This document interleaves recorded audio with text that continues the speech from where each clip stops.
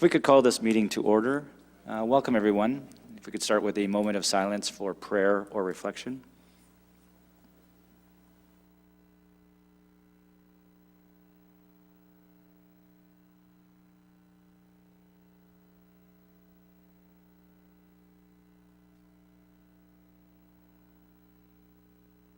Thank you.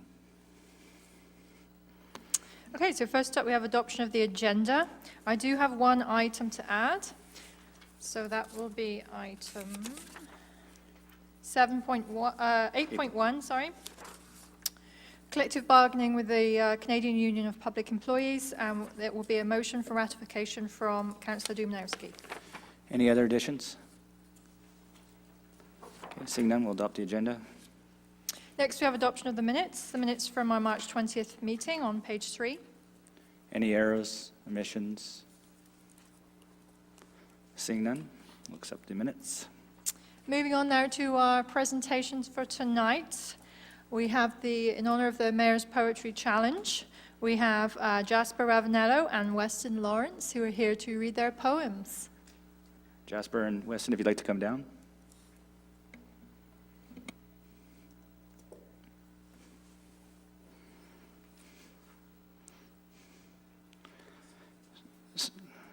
So after a lengthy discussion and debate, Weston has elected to go first, so welcome. And he has 2 poems for us tonight. You have the floor. I wrote both of these poems about hockey and fighting in hockey because they're the 2 things I really care about hockey. I work with the Tigers, and it's the one thing I really know a lot about. So the first one is called Frozen Battlefield. My brothers and I sit in our trench and wait for our opposition. We see their opposing colors and prepare for battle. Our small-scale war begins. Both sides fire shots at enemy tanks. Iron bars stop shots. Our bullets sail high above the tanks. Some of our men get too close to the tank. Not a single dent in either's armor. Streaks of speed are what I see from the trench. But even after shelling their tank, nothing. And then we break through. We bring an onslaught towards their lackluster defense. Shot after shot, a blitz of black bullets strip the tank of its protective powers. A wretched wreck of its former self. A full blowout. Time winds down on my turn on the battlefield. A victory is secured. Suddenly, a sly snake leaps out of the grass and leaves one of my brothers wounded. This battle may end, but my mission begins. My second poem is called Two-Man War. Grabbing at my enemy's neck, our war begins. Profanities pool as we launch a vicious verbal attack. I clasp onto the sweater with a symbol of hate tattooed in the center. Blows begin to rain like bullets. Bones can be heard broken. Blood begins to boil and eventually burst from bruised and battered bodies. I catch my breath. The massive monstrosity begins to maul me. Each blow is a brick to the face and my back begins to buckle. But yet, I shall not yield. My brother is suffering. I shall slay the serpent who selfishly tried to terminate my brother. Battling the beast with hands of concrete, I brawl back to my feet. My blood pooling around me is my motivation. One final fist to the face, and the monster collapse. I can finally breathe. I fall to a knee. I am labeled as a white knight as my brothers carry me to the trench. I hear roars of victory, passion, heroics. My brothers think I am a hero. I am no hero. I am just a stormtrooper with a heart of gold, a mind that works at a mile a minute, and now, hands of granite. Thank you. Very well done, thank you. Well,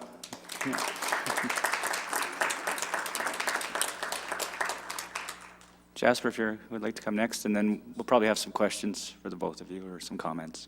Great. Here we go. So my first poem is called 10 Things You Should Know About Me. It's a bit of an introduction, if you will. 1, I may be formatted like a short story, but I'll always act like the tallest tale in the room. And some days I feel like it could be a 3-book series with a terrible movie adaptation. 2, there's a strong chance that if I'm talking to you, it's only because I have a reason to believe that you're a Scorpio, and I like that kind of thing. 3, my name is Jasper, but I forgot to tell you that until just now. 4, I believe in magic, the kind that comes in the form of beautiful memories and sinister nostalgia. 5, I hate the number 5 for no apparent reason.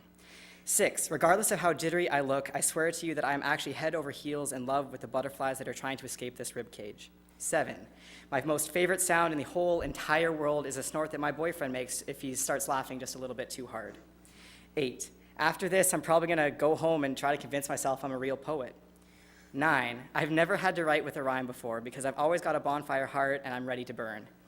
10, I'm still waiting for my Hogwarts acceptance letter, even if my best friend tells me it got lost in the mail years ago. And that's her.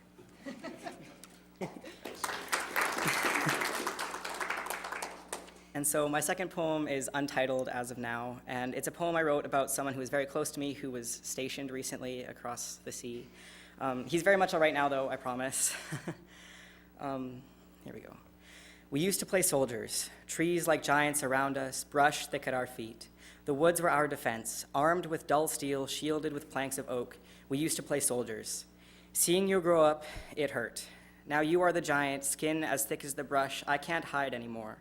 You're on your way to war, a real one this time.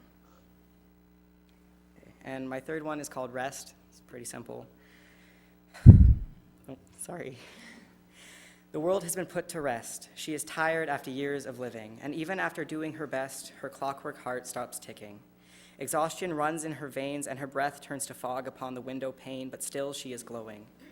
Starlight paints the walls pale, and the moon reflects her smile. Even the sun is in attendance. Though dying now, she will return with nothing but fire in her eyes and the lightning in her lungs. She will come home. And until then, we'll be drawing daisies in the mist.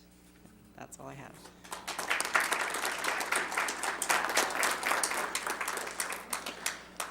Thank you very much. Very well done. Any questions or comments for our two poets? Councillor Varga? Thank you both for sharing that with us. My love, too, is also hockey, so I'm just wondering, you're too young to know the old days of hockey and how hard it was, and there was a lot more bloodshed in those days than when what's happening now, so it's fun to hear you say that in your poem. So I can relive some of those days, actually what you said, so it was good to hear, and put into a poem makes it sound a little more subtle than when you're actually out on the ice competing at that level. So thank you for the poem. Thank you. Councillor Pearson? Subtle, bullets, armor, tanks, yikes. You really helped me understand why I have real problems with Canadian hockey, but it was very graphic. It was very graphic and well done.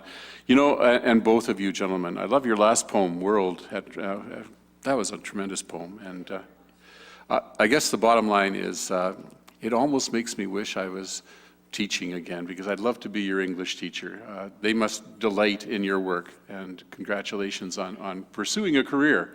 You don't have to think about it, you are poets, and that's amazing. Thank you for that. Thank you. Councillor Friesen?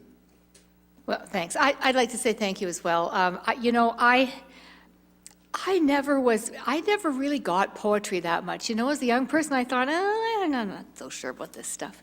And when I hear the two of you, it doesn't have to be this perfect rhyming thing, you know? I mean, really, you both told us a couple of stories, and you told us about some things that were inside you that you could express, maybe not in another form, but that you could through in your writing of poetry, which takes a little bit of courage, I think. And so I just wanted to really thank you. In fact, I feel kind of more comfortable with poetry after listening to the two of you tonight. So thank you again. Thanks. Councillor Dumanowski? Yeah, I'd just like to add my congratulations to you for coming to recite your poetry. It takes a lot of courage to do that. So just for the record, what schools do you attend? I think it's important to give clout to your schools. Medicine High School, good job.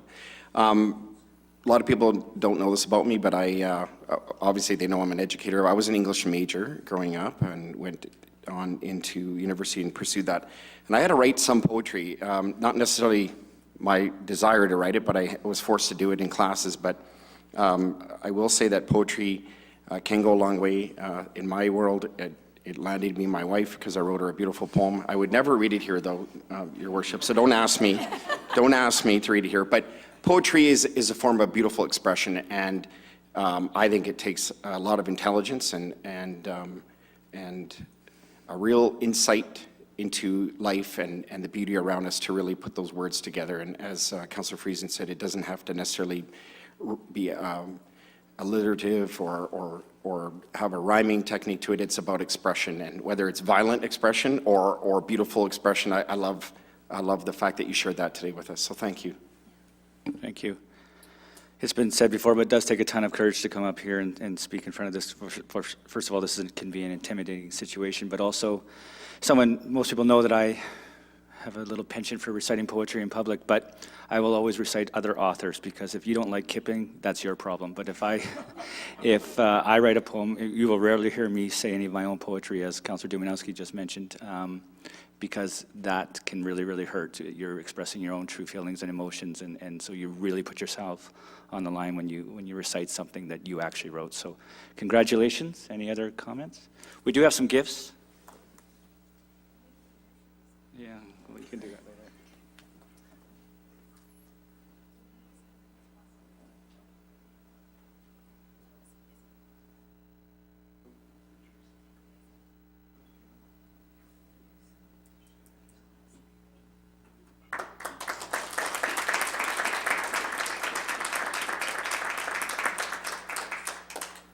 If we could get a motion for reception. Second? Any questions or comments? Okay, if we can vote.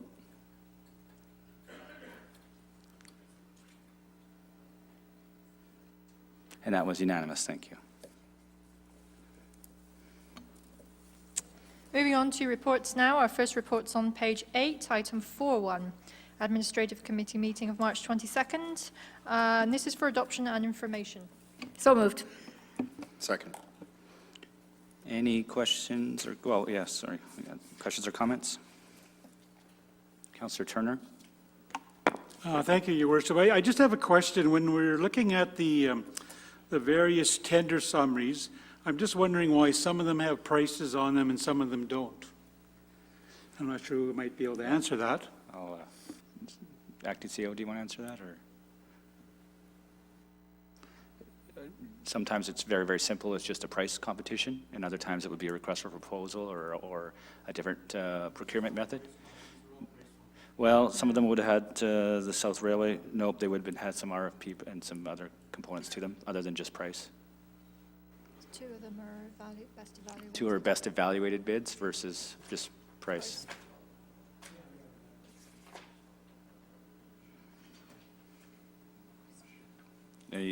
Does that answer your question, or are you looking for more clarification? Did you want to try? Commissioner Mastel? Yeah, through the chair, the price is shown where its lowest cost meeting specification. If it's an evaluated bid that had weighted criteria, then it won't show the cost. Councillor Pearson? Thanks, Worship. Through the chair to our Commissioner of Utilities and Energy, I'm curious about number 3, the tender recommendation, South Railway sanitary sewer lining. I know that there are many techniques for replacing infrastructure when it is no longer serviceable or when it needs to be replaced.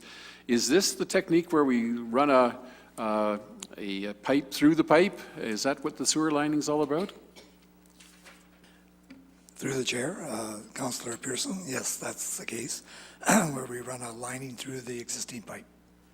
Excellent. That should save us some money too, I think, eh? Yes, it will. Thank you. Councillor Cox?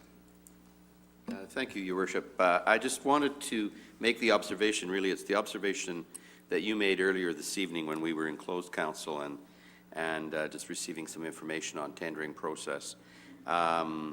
Because it is, I mean, here we are with 5 of these on, well, 4, sorry, on one agenda, and we know there have been many before, and there's more yet to come. And there's certainly a fair bit of comment around the community and in the media about the processes and so forth. We could do an hour-long presentation on that, but I thought some of your observations were astute, and I wanted to repeat them here. The first is that this is a subject of a lot of public attention right now because there are, in fact, so many contracts going out to tender. So that in itself raises the profile of our processes, how things work around here. And the second is that there are a lot of people bidding on these contracts. I mean, some years we were lucky if we got 1 or 2 people bidding on it, and we didn't have a lot to choose from. But in a softer economy, we're getting a lot of competing bids, both from within and without the community. So I thought those observations bared repeating in a public forum. Thank you. Councillor Dumanowski? Well, Councillor Cox took the words out of my mouth. I wanted to bring to the attention, I guess, for those who are paying attention or care to pay extra attention. The fact is we're getting more bids, which is something in an unusual way, which is to the benefit of the taxpayer because they're more competitive. We're also getting a lot more outside bids, and reminder to the public, we love local preference if that were a possibility, but because of is it the Northwest Partnership? Everybody has the opportunity to bid, and our local companies have the opportunity to bid elsewhere as well, and that's a partnership with the provinces that works well. But that's not to take away our desire, or I guess my own personal desire, to see local bidders hopefully be the winners in these tenders, but that's not always the case. And so just a reminder to the public of that reality. And in some cases now, more than ever, when we're dealing with very complex construction or specialized construction, we have to be, not us, but staff have to be extra guarded around pre-qualifying bidders so that they have both the capacity, the experience, and resources to execute that job if they are the successful bidder. And so it's a little bit of a change in my time here, but not necessarily a bad change. It's just a reality that we have additional bidders, many of whom are now coming from outside the city, many cases even outside the province, but to bring to the attention that we all have a fair and fair playing field from the standpoint of bidding on outside jobs as well if you're a local construction company. So in the end, we're getting a better price and more variety, and I think that's a good thing for the taxpayer. Thank you. Well said. Councillor Cox? Sorry to have to come back to you, but the other point that was raised earlier, and I think bears repeating here as well, is that we had some difficulties with a certain contract. We don't need to go into the details of that, but I think we all know that there were some problems around the work that was being done on 2nd Street. And the issues that we experienced there have led city staff, I mean, the public said, how did this contractor get on the job in the first place if they couldn't deliver the results that we were expecting?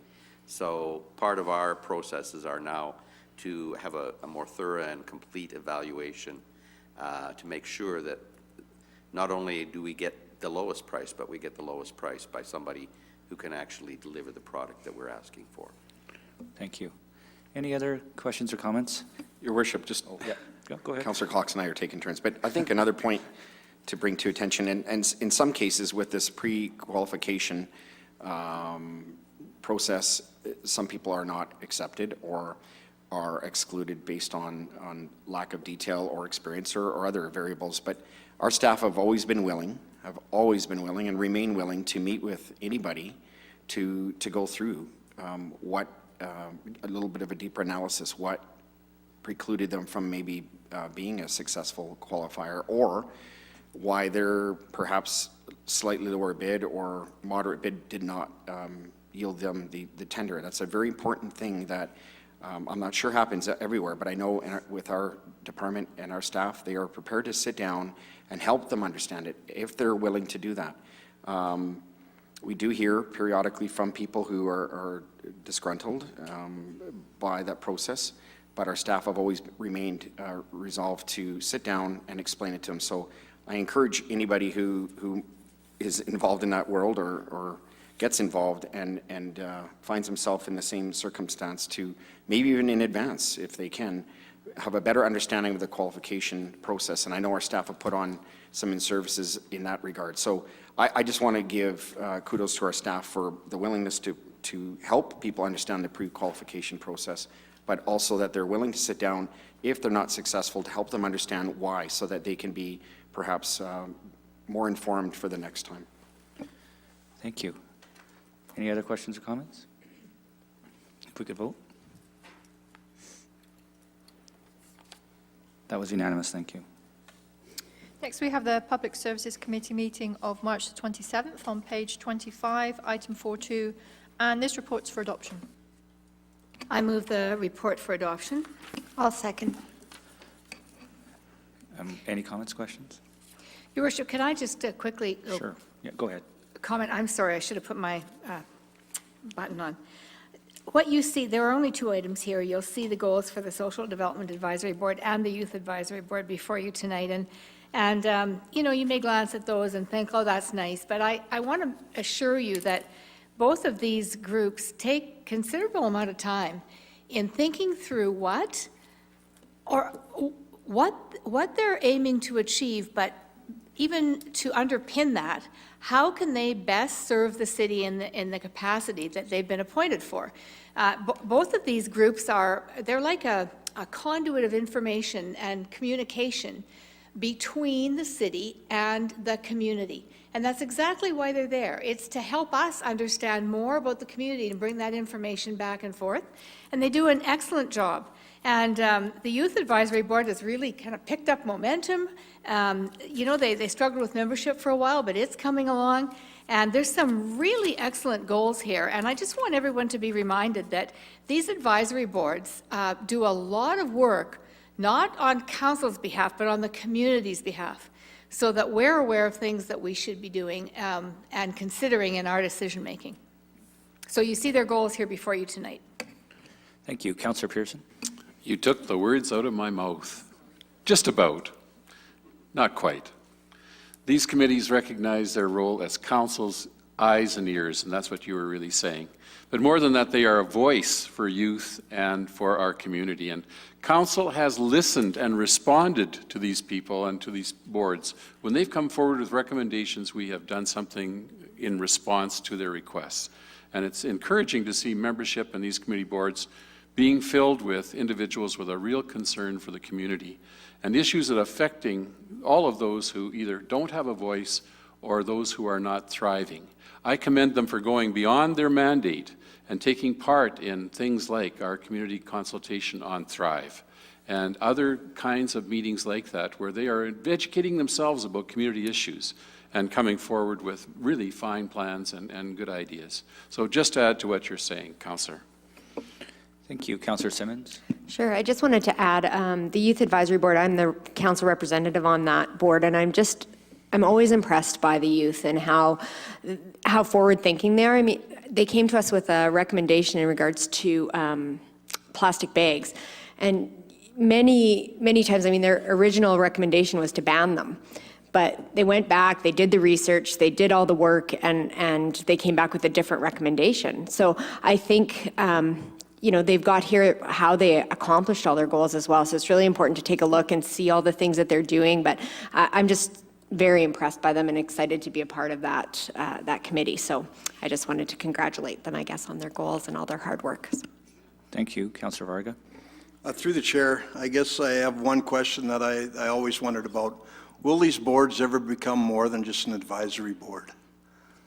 Like, will they ever be something more than just an advisory board where some of their ideas actually really move forward, really go ahead, really go to the point where we're going to do something good for doing that? I'm not sure. I would love to see maybe a few more things move through the board and go to where we do something with it down the road. Like, a lot of things come up, but some things get put by the wayside. I don't think they all come through and have a purpose at the end. Just something I felt when I was on the SDAB back in the day. So I would have loved to have more input into it moving forward and actually happening down the road. So I know they want that to happen, but will they ever become something more than an advisory board in some matters? Maybe it's a question you can't answer.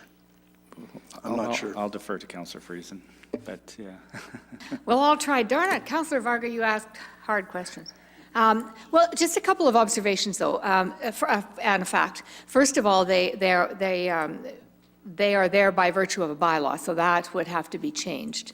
And their role of an advisory nature, I think, gives them, based on my experience, because that's how I became involved years ago myself, was on an advisory board. It would be what is social development now.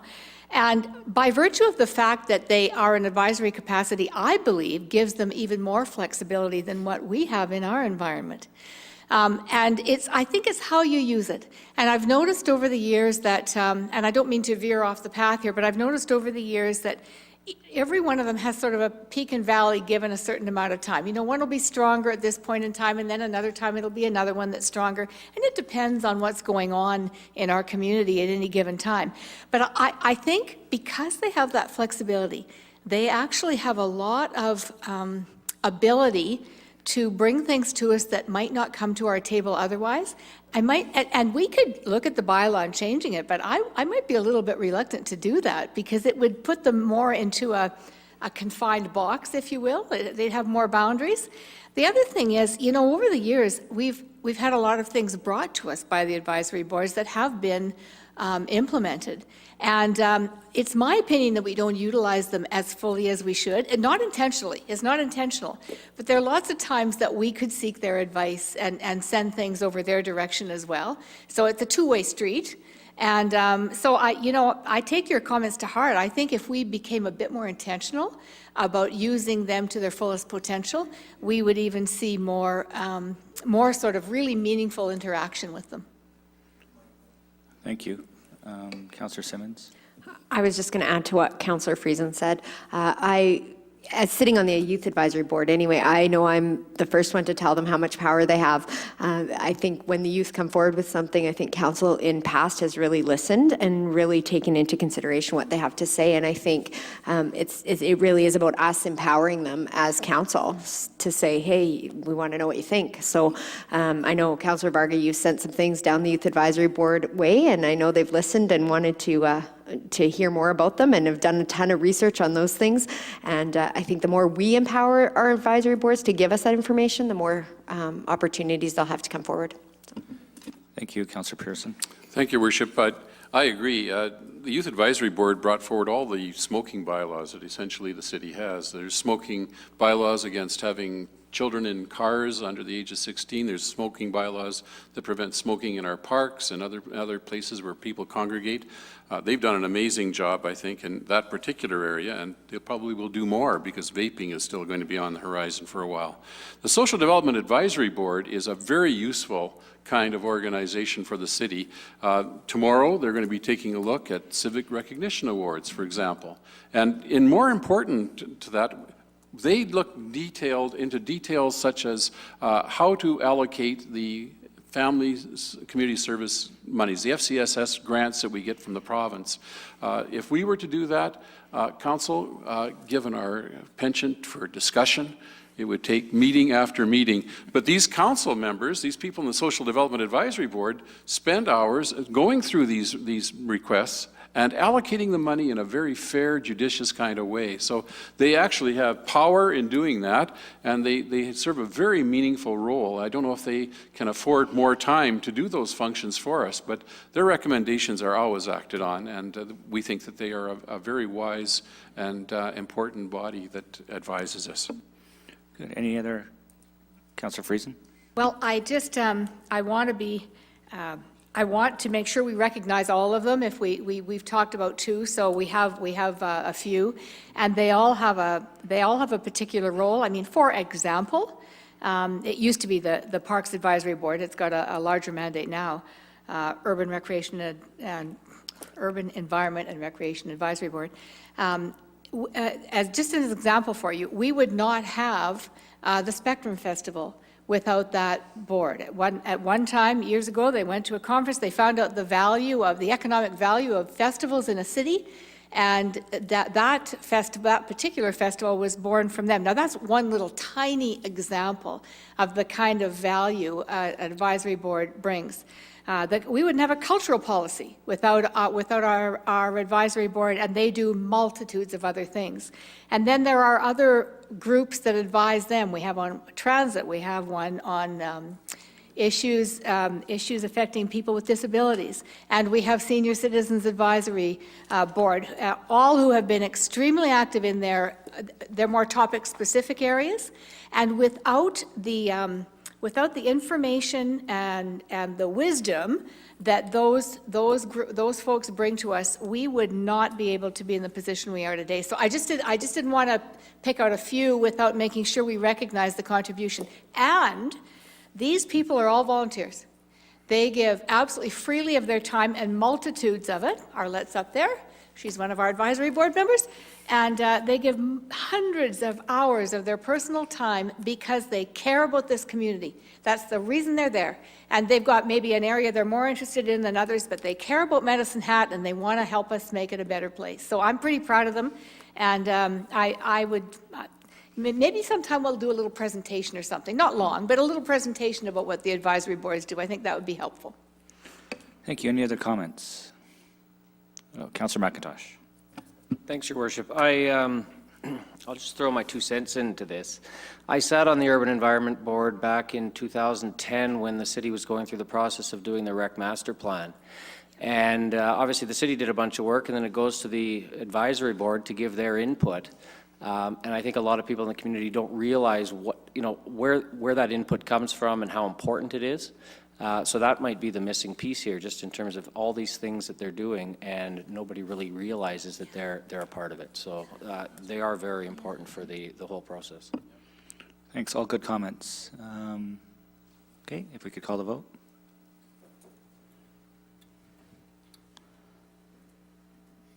That was unanimous. Thank you.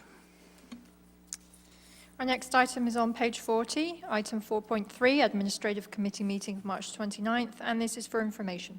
Move reception. Any questions or comments? All right, if we could vote. That was unanimous. Thank you. Moving along now to reports for reception. Our first one is on page 44.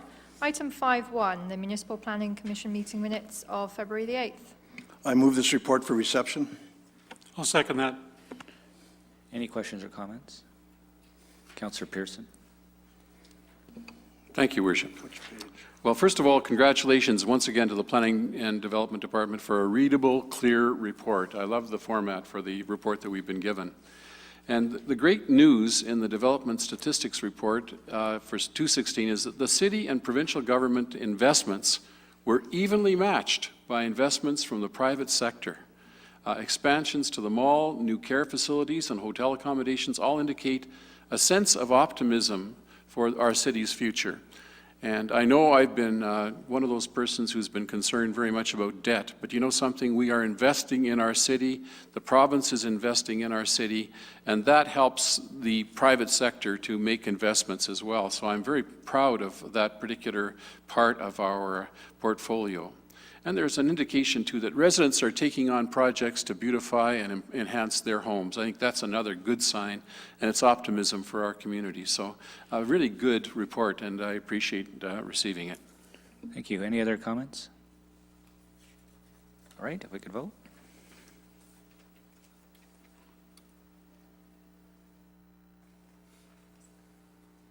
That was unanimous. Thank you. Next, we have on page 75 the draft minutes of the Medicine Hat Police Commission of March the 16th and the Police Chief's report. So moved. Any comments? Councillor Pearson. I could go on forever. It's really interesting that I was at a restaurant over the weekend, and there was a sign posted for the staff, do not accept any $50 American bills. And so that whole report, part of the report that deals with counterfeit currency was really, it came home to me just looking at that sign. It's great to see the potential recruitment of women for our police force. 95 registered for seminar. That's incredible. I guess my question to our representatives to the Police Commission is, what is the current ratio of men to women on our police service? And what efforts are being considered to recruit from Indigenous and visible communities as well? Is that something that has been discussed at your meeting? The survey of female officers on a gender bias is an excellent proactive measure to ensure that our service doesn't experience the kind of problems that are being registered in Calgary and in the female ranks of the RCMP. The chief is to be congratulated on taking that proactive measure. And civilian training highlights, this is another question for our representatives. Training vehicles were loaned out for 20 days this month. Which vehicles? Why? And is the person loaning the vehicle covered by personal or by city liability insurance? And if I could, just one last question. Attempts have been made to hack the city website, we know that. If Medicine Hat Police Service has implemented a new firewall, is this because they've been hacked too, or there's been an attempt made to hack them? So 3 or 4 questions in there. I'm wondering if I can just impose on our representatives to try and answer them. Firewall, women, female recruitment, and cars lent. Those were the 3 questions. Well, Your Worship, And I don't know I'll the answer. take a stab at the recruiting or recruitment. Councillor Friesen will take the other 2. No, you know, when it comes to recruiting, there's been a very strategic, purposeful enhancement of awareness, if you will, around female recruitment. You did say Indigenous and minorities as well, but I'll come to that. When it comes to the gender equality component, I guess, the chief and senior staff have made it very important part of their mandate to see more female police officers recruited. I can't tell you how many. I think Councillor Friesen, I don't want to steal her number, but she believes there's maybe 9 members. The chief has outlined many times that there are, right or wrong or otherwise, not to create bias, but there are challenges that are either real or perceived for females who want to pursue a job in law enforcement. And they're trying to break some of those stereotypes, maybe bring that information to the female workforce who might be interested, and talk about flexibility, quite frankly, around that. And I mean, there are laws that support that, quite frankly, and there's a policy, there's a system, you know, within the service itself that wants to and does support that. So it was very appropriate that we had female officers kind of leading a lot of this to really promote the fact that you can be a police officer, whether you're a male or a female, and there's a role for you and there's accommodations to be had. As far as, and so I'm really excited by the prospect of more females being given positions, and I think that's always been a desire, but very purposeful one recently. As far as Indigenous and minority, that hasn't really, to my recall, been brought up, but I think the fact of the matter is, I would imagine if I were the chief, I would say I'm looking for the best. I would, regardless of whether you're your background or otherwise, we're looking for the best employees, and it really comes down to those who are applying. But there are members of a variety of demographic and ethnic backgrounds in our service. There are not many of them, but there are, and that's a great thing. But for me personally, I don't necessarily think that has to be an issue, because it's a non-issue. You're the best qualified person for the job, you're going to get the job.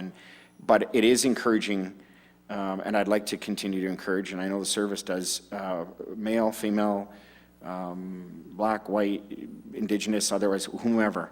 If you want a job in law enforcement, the opportunity's there. And I just saw an ad the other day, and they're looking for people. So the face, if you will, of police service here in Medicine Hat and all over has changed and is changing and continues to evolve. So hopefully I've touched on that a little bit, but the rental or the vehicle one, I can't recall that one, to be honest with you. I'd have to look into that one.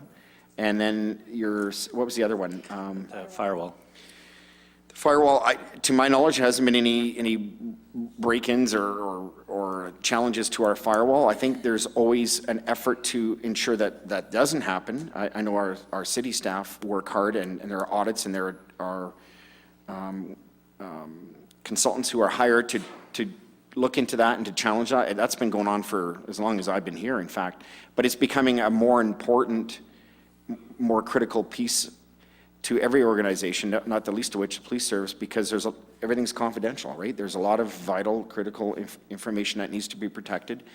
But it's a challenge for all mainstream businesses and private, public sector environments alike. And so that investment in that is to keep it fresh, to keep it the best it can be, and ultimately mitigate any challenges that might come out of taking an approach of relaxed unawareness and hoping that things are going to just stay the way they are. We have to be aggressive when it comes to maintaining our IT and our technology and our firewalls. So I think that's more the angle that it's coming from, and there have been no casualties, if you will, from anything that I'm aware of. Councillor Friesen. Well. No, I'll just, there's not much to add.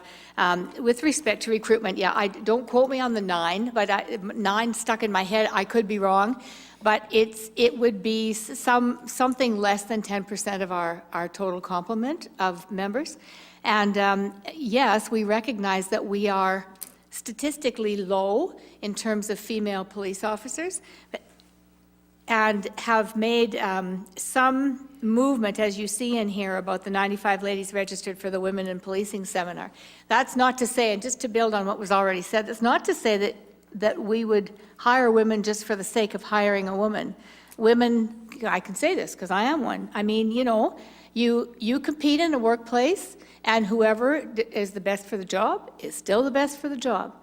We're just hoping that more women are interested, trained, informed, ready, prepared to take up that challenge so that they will naturally be successful. And so the Women in Policing seminar that was done did not target specific to any particular group, only women as a group. But like I say, you have to compete in that workplace just like everybody else and be the best person for the job. The question that you asked about, it was an operational question, and we don't really get to that level of detail. So in the report, you talked about the training vehicles loaned out, and that was in relation to the civilian training that's being done. So I can't answer you specifically either. I mean, it says 20 vehicles, but we can find out. You asked about insurance and those kinds, so we can find that out for you and have the chief send you that information, or one of us. I'm not also aware of any problems we've had with breaching our firewall. We have our own IT person, and he's just absolutely fantastic. We'll ask next meeting what challenges they face in that regard, because it's a very legitimate question. And I just wanted a couple of things you've asked about in the past that I wanted to highlight. One is that we've initiated, just in the initial stages of the recruitment for 2018, so we've got some time. But we'll intend to run a class to replace members as we did in the past. I just want to clarify that the service partners with Lethbridge College, and each cadet is actually classed as a student of the Lethbridge College while they're in training. The last one we did was in conjunction with CP Rail. They have their own officers, and I'm not sure that we're doing that again. But I just want to make the clarification about Lethbridge College. And that we're looking at the perception of bias and gender equality in the workplace. I'm sorry, that tied into your question about women. And so the other one that I wanted to make all of you aware was, one of you asked about a presentation, and it had to do with our alarming increase in the use of methamphetamines and opiates overall in the city. And you hear about fentanyl, it's not the only one. Heroin's another, that we did ask about a presentation, and so that's being taken into consideration, how that might look and whatever. They've done several public presentations already, but it's not, that public education and awareness is not something we're about to let slip. Thank you. Councillor Simmons? Thank you. Good point, Councillor Friesen, about women in the workplace, and that we also have to be the best person for the job, so it's very important. I had a question about the domestic violence. I know I tend to focus on that, but I'm going to again. So now, maybe I'm misunderstanding here, but the SFIT statistics that are here, it looks like there are 153 domestic violence calls between the domestic-related calls and the domestic disputes. Of those, only 30 are charges. Do we know why there aren't charges coming forward? Not that everyone needs to be charged in these situations, but to me that seems very, very low. And I just wonder, is there a reason why it's so low? Or I worry that sometimes when officers or people go to these scenes that maybe there's, how do I say that? There is a possibility that some of these domestic violence calls may not be treated as seriously as maybe they should be. And so my concern would be when we have 153 calls that only 30 of them result in charges. So I don't know if you can answer that. What we can do is find out some more statistical information from you, not the nature of the calls, or, well, you know that, any of the confidential information. I can tell you this, though, Councillor Simmons, in years past, I think the chief would tell you, the service would tell you that it was true that there weren't always charges made, and that discretion was there. Some of that discretion is no longer there. It's far more an environment of the police can lay the charge if the person who's being victimized is unwilling or afraid, it's usually fear, is not willing to do that. So that environment has changed. It has a ways to go. This is a very complex issue, as you well know, but we'll certainly try to find out a little bit more for you. It would never be all charges, but we can find out a little bit more for you in generalities so that you might have a little bit more of a comfort level. That would be great, thanks. Yeah. Thanks, Councillor Pearson. Thank you very much, Worship. I am extremely proud of both our fire service and the Medicine Police Service. Brian Stoth, our chief of the fire service, has made a point of looking at how we can recruit women for that particular service. And if the police service is looking at recruiting more women, I'm delighted about that. I'd like to tell you a very brief story about my experience in Fort McMurray. The RCMP detachment had women assigned to that particular detachment. Oil Can Harry's was a favorite place on Saturday night for bar fights. And they used to send 4 RCMP officers in to break up those fights. They found that if they sent 2 women in to break up the fights, it was highly effective because the guys were still cowboy enough not to want to hit a woman, and they would respect those women far more than, you know the point I'm making. The women had a calming effect on those kinds of situations. And so we think of women as being somehow physiologically inferior to the men and to the recruitments, but you know something? That's not always true. I'm just making the point before you get really excited. I think that we have a number of women today that can do the job very professionally and well, and I'm glad that our service is looking at it.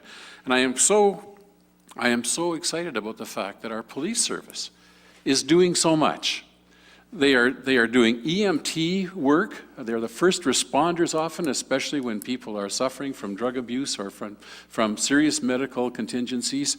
They are the responders with social service help, with the SFIT constables and the helpers.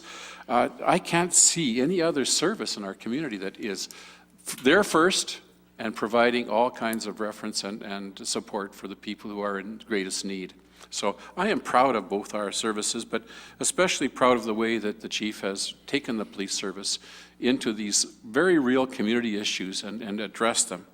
And I guess I would just add to that, I sincerely hope that, like the RCMP, our police service would take serious consideration of how to draw into the service those people who are of minority cultures or Indigenous communities, just as a suggestion. Thanks. Thank you. Any other questions or comments? Okay, if we could vote. That was unanimous. Thank you. So our last report for reception is item 5.3 on page 103, the Heritage Resources Committee meeting minutes of March the 15th. Your Worship, I move this reception, the reception of this report for information, and that item 3 in this report is referred to staff. A second. Any questions or comments? Okay, if we could vote.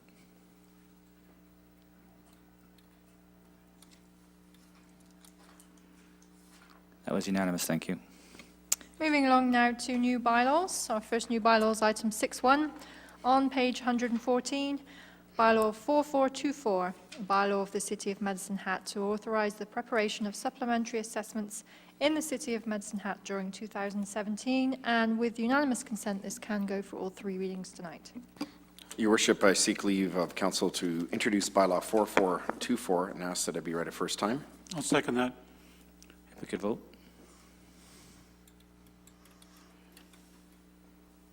That was unanimous, thank you. At this time, Your Worship, I ask that bylaw 4424 be read a second time. Second. Any questions or comments? All right, if we could vote. It was unanimous, thank you. At this time, I'd seek unanimous consent of council to proceed to third reading. Second that. If we could vote on unanimous consent. That was unanimous, thank you.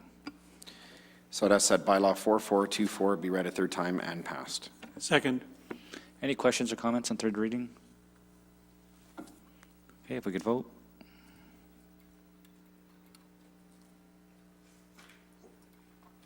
That was unanimous, thank you.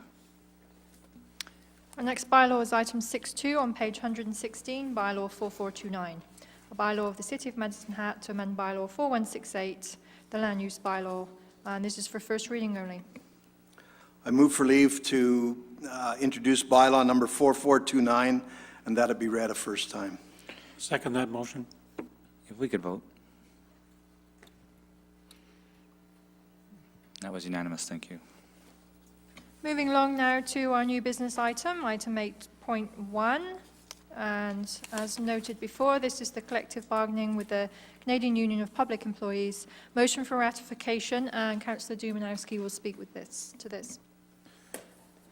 Your Worship, I move that the memorandum of agreement reached between the City of Medicine Hat and Local 46 of the Canadian Union of Public Employees concerning a collective agreement for the term of January 1st, 2017 to December 31st, 2019, and providing, inter alia, for the following general wage adjustments is hereby approved and ratified. 0% effective January 1st, 2017, 2% effective January 1st, 2018, and 2% effective January 1st, 2019. I'll second that motion. Any questions or comments? Councillor Friesen? Thank you, Your Worship. I just wanted to, CUPE is our biggest bargaining unit. I wanted to thank them. Fire came in first, showing their leadership with the 0% in 2017, and now CUPE has, and I know it's tough, but their members have recognized that they're going to show the same kind of leadership and you know, pave the path for others in terms of a 0 in 2017. And their representatives are here tonight, and I'd like to thank you for your leadership in that way. Thank you. Councillor Cox? Well, Councillor Friesen has really said it, but I think it is important for the community to note that two of the city's most significant, certainly CUPE is the largest, firefighters led the way, but taking very responsible positions in these difficult economic times, and 0% in 2017 was the city's stated objective, and they come on board with that, and they are to be commended, and the city as a whole needs to recognize that they're playing their part in these difficult times. Yes, thank you. Councillor Dumanowski? I'll just add to that, it's already been said, fire led the way. Now we have CUPE, our largest union group, following suit. It really means a lot. It bodes well in the form of our financially fit model, which was predicated on 0% in 2017. And the point I'll make as well is that every union looks to their outside like comparators in the province, and I'm not certain that both these services, in fact, I am certain that both these services did not see similar kinds of numbers for 2017 elsewhere, but they took a bold stance to stand behind this city, this organization, and this community to help us through this difficult time, knowing that they would be breaking away, if you will, from what was happening elsewhere.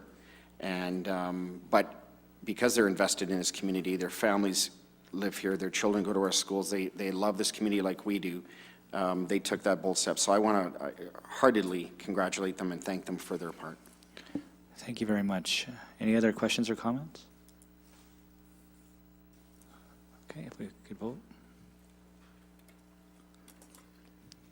And that was unanimous, thank you. Seeing no more business before this council, we are adjourned.